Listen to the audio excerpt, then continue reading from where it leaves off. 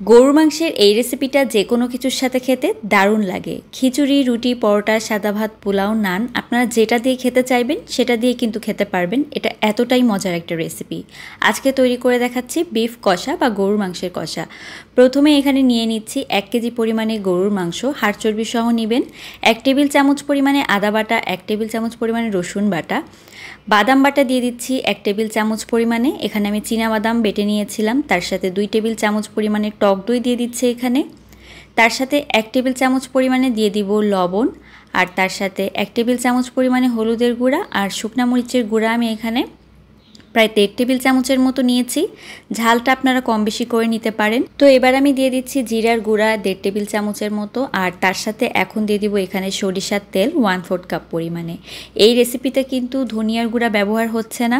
আর marinate করার সময় অবশ্যই সরিষার তেলটা ব্যবহার করবেন, তাহলে ফ্লেভারটা বেশ ভালো আসবে। এখন এটাকে ভালো করে মেখে নিতে হবে, একদম মশলাগুলো যেন মাংসের গায়ে ভালোভাবে লেগে যায়। তো মেখে এটাকে আধা ঘন্টার জন্য একটু রেখে দিলেই হবে। এর থেকে বেশি সময় রাখতে চাইলে আপনারা রাখতে পারেন, তবে আমি আধা ঘন্টার জন্য রেখে দিয়েছিলাম। এখন একটা কড়াইয়ের মধ্যে 1/4 কাপ পরিমাণে সয়াবিন তেল, 2টা তেজপাতা দিয়ে দিচ্ছি, 2টা দারুচিনির টুকরা দিয়ে দিচ্ছি। তার সাথে দিয়ে দিব এলাচ, এখানে 5-6টার মতো এলাচ নিয়েছি। আর এখানে অন্য কোনো গোটা মশলা আমি ব্যবহার করব না। এগুলোকে প্রথমে একটু কিছুক্ষণের জন্য ভেজে সুন্দর একটা স্মেল আসা পর্যন্ত অপেক্ষা করব। তারপর এখানে পেঁয়াজ কুচি দিয়ে দিলাম 1 কাপ পরিমাণে। পেঁয়াজটাকে একটু বেশি পরিমাণে কেটে নিতে হবে, মানে কুচি করে নিতে হবে, আর পেঁয়াজের পরিমাণটাও বেশি দিতে হবে এই বিফ কষাতে। তো এবার ভালোভাবে নেড়েচেড়ে একটু ভেজে নিয়ে যখন হালকা একটু ব্রাউন কালার চলে আসবে, ওই মেখে রাখা মাংসটাকে দিয়ে দিচ্ছি। তো এখন চুলার আঁচটা কিন্তু একটু হাই করে দিয়ে ভালোভাবে এটাকে নেড়েচেড়ে মিশিয়ে নিয়ে কিছুক্ষণের জন্য কষিয়ে নিতে হবে। তো কষানো হয়ে গেলে আমি ঢাকনা দিয়ে দিব, পানিটা ছেড়ে আসা পর্যন্ত অপেক্ষা করব। ঢাকনা দিয়ে রাখলে যে এক্সট্রা মাংসের পানিটা সেটা কিন্তু বের হয়ে আসে, আর ওটা দিয়েই অনেকটা প্রায় সেদ্ধ হয়ে যায়। তো ঢাকনাটা তুলে নিয়েছি, দেখতে পাচ্ছেন কতটা পানি বের হয়েছে। এখন আবারও একটু নেড়েচেড়ে ভালো করে মিশিয়ে নিচ্ছি। আর মেশাতে মেশাতে দেখবেন যে পানিটাও শুকিয়ে যাচ্ছে আর খুব সুন্দরভাবে উপরের দিকে তেলটা ভেসে উঠছে। তো আমি ভালো করে মিক্স করে নিয়েছি আর মিশিয়েও নিয়েছি। দেখতে পাচ্ছেন তেলটা কিন্তু সেপারেট হয়ে গিয়েছে। তেলটা আলাদা হয়ে গেলে এরকম একটু আলতো করে নেড়ে মিশিয়ে নিয়ে এখন দিয়ে দিব পানি। খুব অল্প করে করে পানি দিবেন আর কষাতে থাকবেন।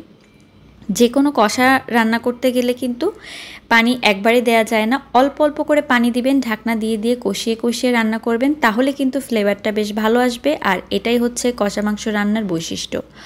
তো আমি ঢাকনা তুলে আবারও কিছুক্ষণ নেড়েচেড়ে মিশিয়ে নিয়েছি। তো দেখতে পাচ্ছেন কত সুন্দর একটা রং চলে এসেছে অলরেডি।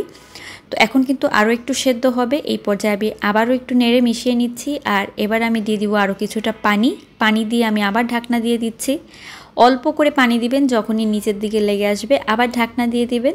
ঢাকনা দিয়ে যখন পানিটা শুকিয়ে আসবে আবার ঢাকনাটা তুলে কিছুক্ষণের জন্য নেড়ে মিশিয়ে আবার পানি দিয়ে দিবেন। তো এইভাবে অপেক্ষা করবেন যতক্ষণ না পর্যন্ত সেদ্ধ হয়ে আসে। তো এখানে আমি 4টার মতো কাঁচামরিচ আর 1 চামচের মতো গরম মশলার গুঁড়া দিয়ে দিলাম। এখন আর ঢাকনা দেওয়ার প্রয়োজন নেই, মাংসটা সেদ্ধ হয়ে গিয়েছে। এখন অবশিষ্ট যে পানিটা আছে সেটাকে একটু জোরে জাল দিয়ে শুকিয়ে নিলে কিন্তু তৈরি হয়ে যাবে বিফ কষা। এটা কিন্তু খিচুড়ির সাথে খেতে দারুণ লাগে আমার। এছাড়া আপনারা যে কোনো কিছু দিয়ে খেতে পারবেন, একদম অন্যরকম একটা ফ্লেভার পাওয়া যায়। তো সবার বাসায় তো এখন মোটামুটি মাংস আছে, এভাবে কিন্তু রান্না করে দেখতে পারেন। সবাই ভালো থাকবেন, আল্লাহ হাফেজ।